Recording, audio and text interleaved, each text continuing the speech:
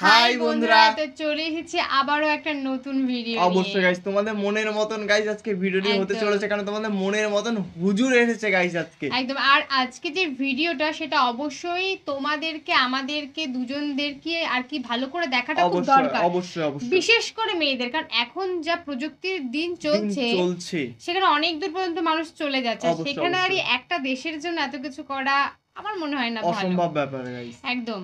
তো বলছে যে ট্রাম্পের সামনে মেয়েদের নাচানাচি আরবের জন্য ধ্বংস, মানে ধ্বংসের প্রতিকারণ এই হলো এই একটা কারণ। সে কার মুখ দিয়ে সে কথাটা আমি শুনবো, আবু তাহা কি বলতে চাচ্ছে আমাদেরকে। মানে কোন দেশের মানুষ, মানে মানুষ বলতে মেয়েরাই যদি এরকম করে তো সেই দেশ তো ধ্বংসের পথে যাবে, এটা একদম অবশ্যই। সেই দেশ কি টোটাল দুনিয়াটা, মানে টোটাল পৃথিবীটা ধ্বংসের পথে যাচ্ছে। কারণ আমরা সবাই জানি একজন কিছু করলে সেটা দেখে হাজার জন কিছু করে। তো অবশ্যই আমাদেরকে মানে ভিডিওটা পুরো দেখতে হবে, কারণ কি বলতে চাইছে আবু তাহা, নিশ্চয়ই কিছু হয়েছে যার দরুন কিন্তু এত কথা। তো আমাদের মেইন ভিডিওগুলো ডেসক্রিপশন বক্সে চলে আসবে, প্লিজ গাইস তোমরা চেক আউট করে নিও। তো চলো গাইস বেশি কথা না বলে আজকের ভিডিওটি শুরু কর। আরবের মুনাফিকরা এমনি তাদের তাবেদার হয় নাই, কারণ ওদেরকে তারা এই ভয়ে, জুজুর ভয়ে রেখে দিয়েছে। বিশ্বাস করেন, এই FBI, তারপর CIA, বাকি যারা যারা ওদের গোয়েন্দা সংস্থারা আছে, এরা সবাই কোনো না কোনোভাবে আরবকে নিয়ন্ত্রণ করছে। শুধু তাই না, ওদের আদলে প্রত্যেকটা সেকুলার মুসলিম কান্ট্রিকে সাজানো হচ্ছে। ওই ধাঁচে এই সামরিক বাহিনীগুলো কাজ করছে। তাদের মিশন আমরা সার্ভ করতেছি, তাদের মিশন মুসলিমরা সার্ভ করতেছে। মিশরের নীলনদ থেকে ইরাকের ইউফ্রেটিস নদী পর্যন্ত, মিশর থেকে ইরাক, এই পুরো জায়গাটা ওরা উন্মুক্ত করতে চায়। করতেছে কিনা একটু একটু একটু একটু করে তারা এই মিশনের দিকে হেঁটে যাচ্ছে, এবং যারাই ওদের পথে বাধা দেবে তাদেরকে তারা ধ্বংস করে সরিয়ে দেবে। আরবের মুনাফিকরা এমনি তাদের তাবেদার হয় নাই, কারণ ওদেরকে তারা এই ভয়ে, জুজুর ভয়ে রেখে দিয়েছে। বিশ্বাস করেন, এই FBI, তারপর CIA, বাকি যারা যারা ওদের গোয়েন্দা সংস্থারা আছে, এরা সবাই কোনো না কোনোভাবে আরবকে নিয়ন্ত্রণ করছে। শুধু তাই না, ওদের আদলে প্রত্যেকটা সেকুলার মুসলিম কান্ট্রিকে সাজানো হচ্ছে। ওই ধাঁচেই সামরিক বাহিনীগুলো কাজ করছে। তাদের মিশন আমরা সার্ভ করতেছি, তাদের মিশন মুসলিমরা সার্ভ করতেছে। ওদের ওয়ার্ল্ড ব্যাংক, IMF কিছুই করতে পারতো না যদি আরবরা তাদেরকে তেল না দিত। শুধু তেল দিয়েছে তাই নয়, বরং তার একটা পেট্রো ডলার মনিটরিং সিস্টেম চুক্তি করেছে। পেট্রো ডলার মনিটরিং সিস্টেম, এটাকে আমরা বলি পেট্রো ডলার চুক্তি। এই চুক্তি ডলারকে বিশ্বের মানে লিডিং কারেন্সি বানাইছে। ডলারের কি মূল্য আছে যে আমাকে এত টাকা দিয়ে $1 কিনতে হবে? এটার পিছনে আছে পেট্রো ডলারের ইতিহাস। এই কারণে আজকে ডলার সারা বিশ্বকে ডমিনেট করতেছে। আপনি ডলারের বাইরে চিন্তাই করতে পারবেন না। ওয়ার্ল্ডে মাত্র 3টা কান্ট্রি আছে যে 3টা কান্ট্রি ওদের এই সিস্টেমের বাইরে থাকে। আর যারা থাকে তাদেরকে যে ওরা কত রকম চাপ দিচ্ছে এটা তো আপনারা জানেন। আশ্চর্যের বিষয় হচ্ছে ওই 3টা মাত্র কান্ট্রির মধ্যে কোনো মুসলিম কান্ট্রি নাই, ইরান ছাড়া। যদি ইরানকে আমরা প্রপারলি ইসলামিক কান্ট্রি বলি না, কিন্তু ওই ইরানই ওদের বাইরে আছে। কিন্তু আরবের যারা সুন্নি কান্ট্রি তারা কেউ ওখানে নাই। মানে আরবের সুন্নি কান্ট্রিরা তারা ওই চুক্তির ভিতরে আছে, ইরান শিয়া তারা চুক্তির বাইরে আছে।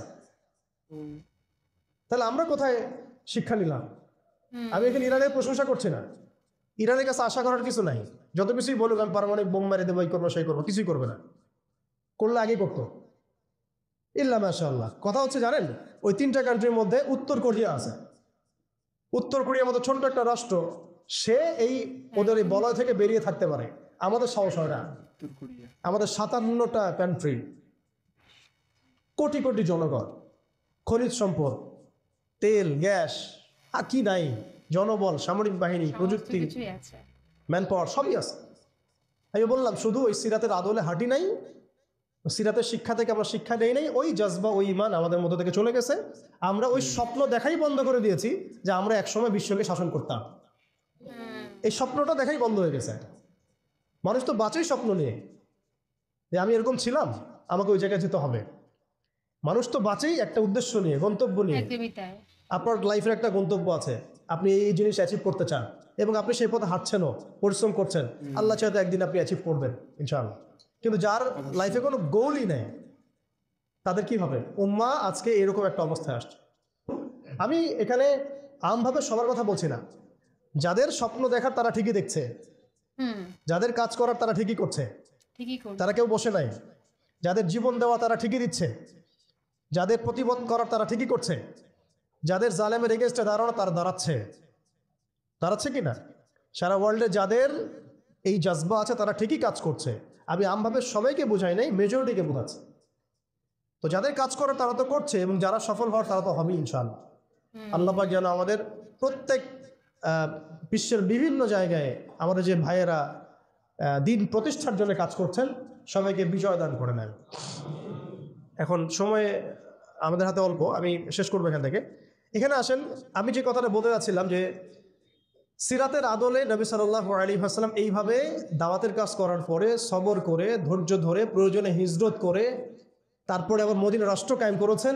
তারপরে দাওয়াতের সাথে সাথে জিহাদ, কিতাল এগুলোর মধ্য দিয়ে তিনি পুরা মক্কা বিজয় করলেন, এবং মক্কা বিজয়ে এই যে ভিত্তি এর উপর দাঁড়িয়ে পুরা আরব বিজয় হলো, এবং এই ভিত্তির উপর দাঁড়ায় 4 খলিফা 30 বছর শাসন করলেন, তাই না?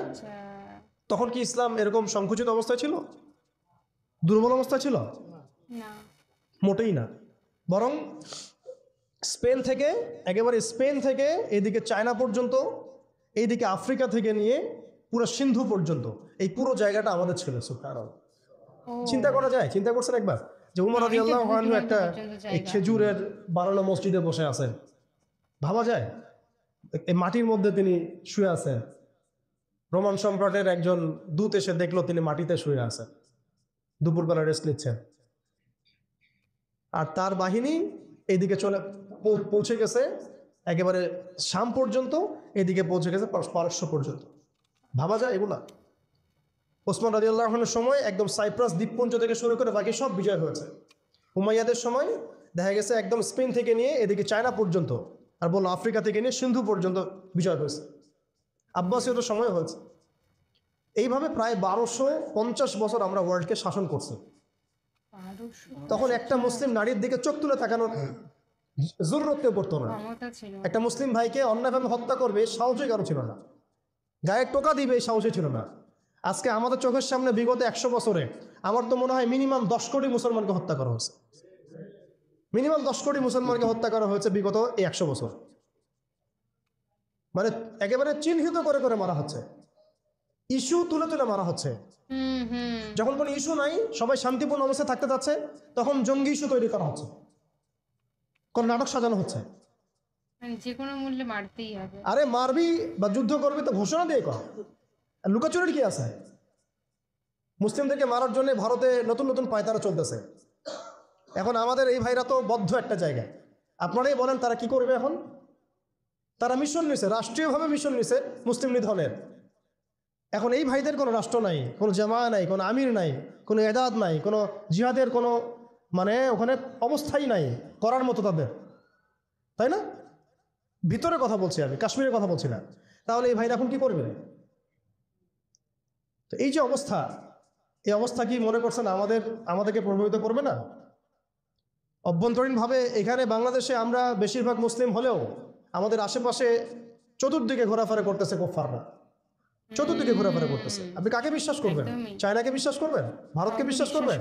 নেপাল ভুটানকে বিশ্বাস করবেন? না মায়ানমারকে বিশ্বাস করবেন? আপনি যাবেন কোন দিকে? আমাদের প্রস্তুতিটা কি? আমাদের প্রিপারেশন কি? রাষ্ট্র কি প্রিপারেশন নিচ্ছে? আমার কথা হচ্ছে রাষ্ট্র নাকি যুদ্ধ করে? সবাই বলেন একটা কথা না, রাষ্ট্রের অধীনে যুদ্ধ। তো রাষ্ট্র কি প্রিপারেশন নিচ্ছে? রাষ্ট্রের সে ফিকির আছে কিনা? রাষ্ট্রের তো এই ফিকিরটুকু নাই যে রাষ্ট্রের মধ্যে ইসলামিক আইনগুলো বাস্তবায়িত হোক, এইটুকু ফিকির নাই তো আপনাদের। যারা ইলেকশন নির্বাচন গণতন্ত্র এগুলো করতেছেন, কার ফিকির আছে?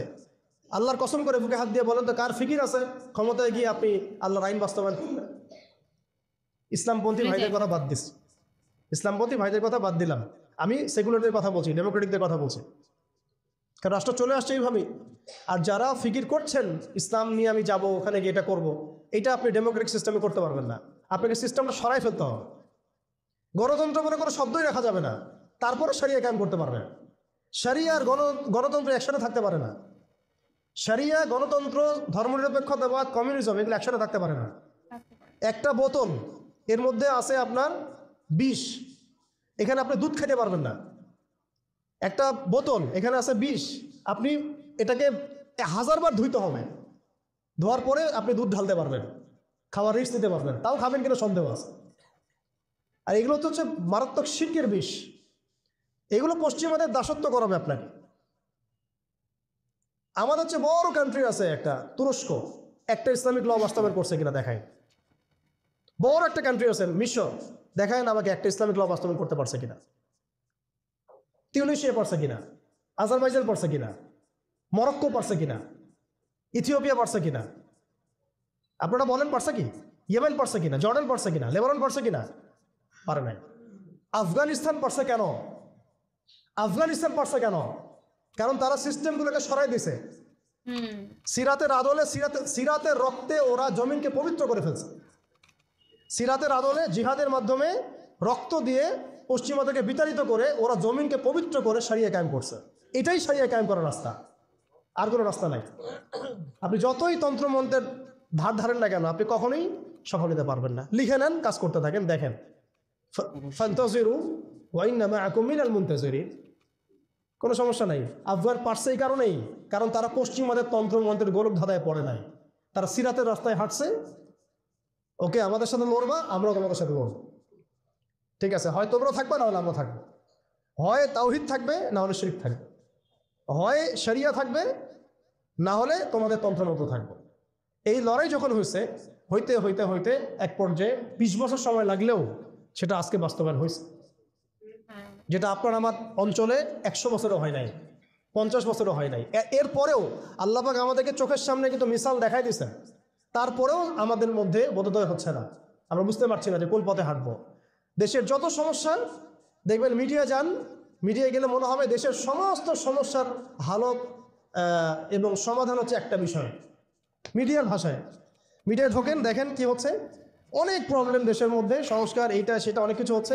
ভাবখানা এমন যে সব কিছু থেকে উদ্ধার করবে আমাকে একটা শব্দ, তার নাম নির্বাচন। তার নাম মানে নির্বাচন হলেই সব সমাধান হয়ে যাবে। বাস খালাস, এটা আমাদের আকীদা, আমাদের চিন্তা এরকম ভাই। একটা মুদির দোকানদারকে জিজ্ঞাসা করেন, সেও এই কথাই বলবে। আবার বুদ্ধিজীবীকে জিজ্ঞাসা করেন, সেও এই কথাই বলতেছে। টকশোতে বসে সেও এই কথা বলতেছে। এমপিকে বলেন, সেও এই কথা বলতেছে। মানে পুরো অবচেতন দাসত্ব, অবচেতন ইবাদত। দেখেন আমাদের অবচেতন মনে আমরা ইবাদত করে ফেলছি গণতন্ত্রের, পশ্চিমাদের, ওদের তন্ত্রমন্ত্রগুলোর। ইলেকশন দিলে সব সমাধান হয়ে যাবে? কোন পদ্ধতিতে আপনি দিবেন? দেওয়ার পরে কি হবে? মূলনীতি কি থাকবে? সংবিধান কি থাকবে? সংস্কারগুলো কি কি হবে? আপনি কি আল্লাহর জমিন, আল্লাহর দিন কায়েমের দিকে আসবেন কিনা? এখানে তো অনেক কথা আছে। এগুলোকে সলিউশন না করে XYZ যেই আসুক, আপনি আমাকে বসায় দিলে আমি কিছুই করতে পারবো না। সিম্পল। আমাকে বসায় দেন, আমি কিছুই করতে পারবো না, কিছুই করতে পারবো না। আপনি সবচেয়ে পরহেজগার মানুষটাকে বসায় দেন, সেও কিছু করতে পারবে না, কারণ সিস্টেমটাই তাকে করতে দিবে না। এই জিনিসগুলো আমাদের বোঝা উচিত। উম্মার সংকটগুলো এইভাবে আমাদের আইডেন্টিফাই করতে হবে। যে অনেক লম্বা হয়ে যাচ্ছে, হয়তো আমি শেষ করে দিই এখন। শেষ করি ভাই, অনেক লম্বা করা যাবে না, নামাজের ব্যাপার আছে। এখানে আমাদের ওই হারানো ঐতিহ্যটাকে আমরা বুঝতে পারলাম, আমরা কোথায় ছিলাম আমরা, এটা কি বুঝতে পারছেন? এখন দেখেন আমরা আসি কোথায়। এখন আসি কোথায়? এক বাক্যে, আমাদের সারা ওয়ার্ল্ডে কোনো খিলাফা স্টেট নাই, 1 নম্বর কথা। 2 নম্বর, নাই তো নাই, জেরুজালেম আমাদের হাতে ছিল, ওইটাও আমাদের কাছ থেকে কেড়ে নেওয়া হয়েছে। তারপরে আমাদেরকে এরকম 57টা পিস পিস রাষ্ট্রে ভাগ করা হয়েছে, ওই খেলাফা রাষ্ট্রকে বাদ দিয়ে। এবং প্রত্যেকটা রাষ্ট্রের মধ্যে মোনাফেক শাসক বসায় দেওয়া হয়েছে। একদম খোলামেলা বলে দিই, প্রত্যেকটা রাষ্ট্রের মধ্যে ম্যাক্সিমাম মোনাফেক শাসক বসায় দেওয়া হয়েছে, যারা নিজেরাই পশ্চিমাদের ওভাবে সার্ভ করবে এবং আল্লাহর জমিনে তাগুত কায়েম করবে। আল্লাহর জমিনে তাগুত কায়েম করবে এবং করেছে তারা। তাগুত কি তারা তো বুঝে না। তাগুত মানে শয়তান। যেখানে আল্লাহর বিধান চলে না, ওখানে শয়তানের বিধান চলে, সিম্পল। এটা 1000 জন বুদ্ধিজীবী মিলেও যদি একটা সংবিধান লিখে আর সেখানে আল্লাহ বিরোধী আইন থাকে, সেটা তাগুত। সেটার নাম কি? তাগুত। এই তাগুত মানে শয়তান। কেউ যদি ওর প্রতি ইমানদার হয়ে মারা যায়, জাহান্নামে যাবে। কেউ যদি ওর উপর ইমানদার হয়ে মারা যায়, সরাসরি জাহান্নামে যাবে ইনশাআল্লাহ, কারণ সে তাগুতের দাসত্ব করছে। আর আমাদেরকে বলাই হয়েছিল, ওয়া মা ইয়াকফুর বিত-তাগুত ওয়া ইউমিন বিল্লাহ ফাকাদ ইসতামসাকা বিল-উরওয়াতিল ওয়াসকা লা ইনফিসামা লাহা ওয়াল্লাহু সামিউন আলিম। সূরা বাকারায় 256 নম্বর আয়াত পড়ে দিন বাসায় গিয়ে, আয়াতুল কুরসির পড়ে আছে। তাগুতকে কুফরি না করা পর্যন্ত কেউ মুমিন হইতে পারে না। তাগুতের সাথে কুফরি না করা পর্যন্ত কেউ মুমিন হইতে পারবে না, এটাই বাস্তব। এখন এইভাবে আমাদেরকে ভাগ করা হয়, মোনাফেক শাসক বসায় দেওয়া হয়। শুধু তাই না, প্রত্যেকটা কান্ট্রির মধ্যে ওই 4 দেবতা 5 দেবতা ঢুকাই দেওয়া হয়েছে, ওই যে বললাম আগে। তারপরে একটা একটা ডিপার্টমেন্ট ধরে ধরে তারা ধ্বংস করছে, একটা ডিপার্টমেন্ট ধরে ধরে। রাজনীতি ধ্বংস করছে, ইসলামিক রাজনীতি সরাই দিছে। অর্থনীতি ধ্বংস করছে, সুদ ঢুকাই দিছে।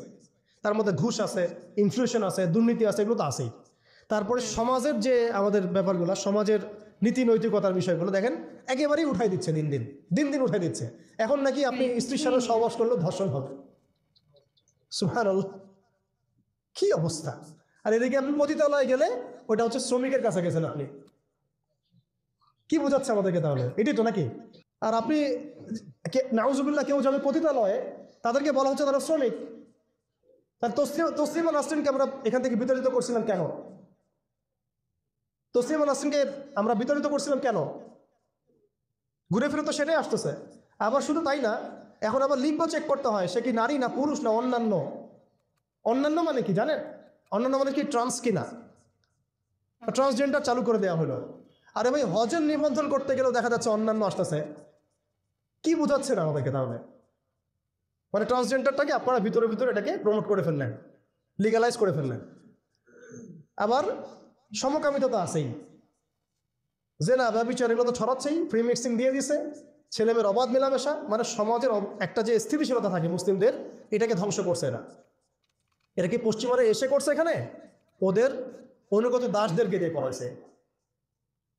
সমাজকে ধ্বংস করছে, অর্থনীতি ধ্বংস করছে, রাজনীতি ধ্বংস করছে, মিডিয়াগুলো ওদের হাতে নিয়ে নিছে।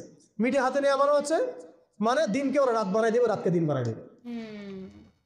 আর আপনারা তাদেরকে এত বিশ্বাসও করেন, অনেকে একটু ইসলামিক নিউজ করলে আপনারা বিশ্বাসও করেন। আসার সময় যে আমরা মাওয়াদি আসলাম, ওখানে দেখবেন একটা পোস্টার আছে বড় করে, সেটাতে লেখা আছে যে ওই যে আবু সাইদের ছবি দেওয়া আছে, দিয়ে আছে কি নতুন বাংলাদেশে স্বাগতম না এরকম কিছু একটা, নিচে লেখা আছে প্রথম আলো। দেখেন এদের চরিত্র দেখেন। এরা বিগত প্রায় শুরু থেকে এরা আজ পর্যন্ত এই তাগুতের সার্ভ করছে, ভারতের দালালি করছে, ফ্যাসিস্টের দোসর ছিল। এরা আমাদেরকে জঙ্গি বানাইছে, এরা বহু মানুষকে কারাগারে পাঠাইছে, এরা বহু মানুষের গুমের জন্য দায়ী, খুনের জন্য দায়ী, হত্যার জন্য দায়ী, ফাঁসির জন্য দায়ী। এরা আবার পাল্টি মারল পরিবর্তিত বাংলাদেশ। দেখছেন? এই হচ্ছে মিডিয়ার অবস্থা। প্রত্যেকটা মিডিয়া ওরা হাতে নিয়ে নিছে। এবং এর সাথে প্রযুক্তিগত উন্নয়ন। আমি তো বলছিলাম যে মানে আমাদেরকে এইভাবে মনিটর করা হতো যে আমাদের ফোনে যদি আপনি একটা কল দেন, মেসেজ করেন, তাহলে আপনি ট্রেস হয়ে যাবেন। এইভাবে মনিটর করা যায়। আপনি গোপনে আপনার স্ত্রীকে কি বলছেন সেটা তারা শুনতেছে আরিফেতে। আমি জানি না।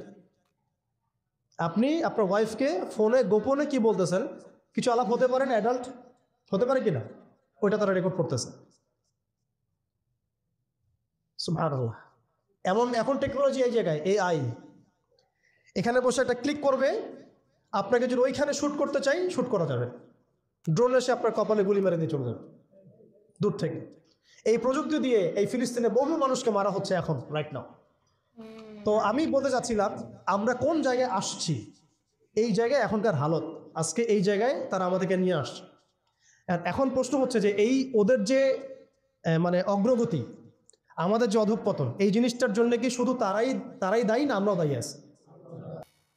তো গাইস জুজুর ভয় ব্যাপারটা আমি বুঝলাম না যে জিনিসটা কি, যে সবাইকে আরব দেশ সবাইকে জুজুর ভয় দিয়ে রেখে দিয়েছে। জুজুর ভয়টা আমি বুঝলাম না। তোমরা যদি অবশ্যই কেউ জেনে থাকো তো অবশ্যই কমেন্টে বলে দিতে পারো যে জুজু জিনিসটা কি। না আমি দেখলাম যে অনেক মেয়েদেরকে নিয়ে কোনো একটা ব্যাপার আছে, ওই হয়তোবা চুল ঘোরানোর, যার জন্য হয়তোবা মানে মানুষকে আটকে রাখা যে ব্যাপারটা, সেটাও হতে পারে। এবার অবশ্যই শিওর না, আমি যতটুকু বুঝলাম যতটুকুই বললাম, তোমরা অবশ্যই আমাদেরকে জানিও গাইস। আর এর কথা তোমাদের কেমন লাগলো, আবুধার কথা গাইস তোমাদের কেমন লাগলো, আবুধার ওয়াজ কি তোমাদের ভালো লাগে সেটা তোমরা অবশ্যই কমেন্টে বলতে পারো।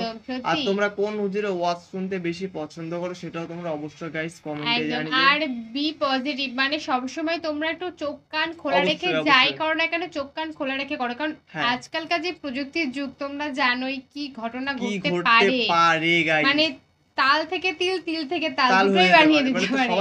সবার হ্যাঁ, সেফটিটা আগে রাখবে, সেফটি একদম। রেখে তারপরে গাইস যে যা করবা করো। একদম। কারণ গাইস আজকালের যুগে কি কোথা থেকে কি হয়ে যাবে আমরা কিন্তু কেউ হ্যাঁ, কিচ্ছু মানে জানি না। আমাদের অজান্তেই হবে, যাই হবে অবশ্যই আমাদের অজান্তে, আমরা অজান্তে। জানতেই পারবো না যে এটা আমাদের সাথে হচ্ছে, মানে এটা টোটালি একটা ক্রাইম। হ্যাঁ হ্যাঁ কিন্তু হ্যাঁ। এখন তোমরা সকলেই জানো প্রযুক্তি এতটা উন্নত হয়েছে, এতটা উন্নত হয়েছে, যার দরুন কিন্তু এটা করা একদম মানে সম্ভব ইজি হয়ে যাচ্ছে টোটাল একদম easy। এআই হ্যাঁ, এসে হ্যাঁ। অনেকে ভাবছে যে এআই এসে কতটা প্রযুক্তি কতটা এগিয়ে গেছে, অনেক দিক দিয়ে কিন্তু প্রযুক্তিটা পুরো শেষ হতে শেষ হয়ে চলেছে। যাচ্ছে, কারণ একদমই এআই তাই। সম্বন্ধে যারা জানে তারা আর বুঝতে পারছে, তারা সবকিছু মানে একদম। তোমার এ টু জেড সে খতিয়ে হ্যাঁ, দেখতে হ্যাঁ, পারে। দেখতে পারবে, শুনতে পারবে, সমস্ত হুম। কিছুই।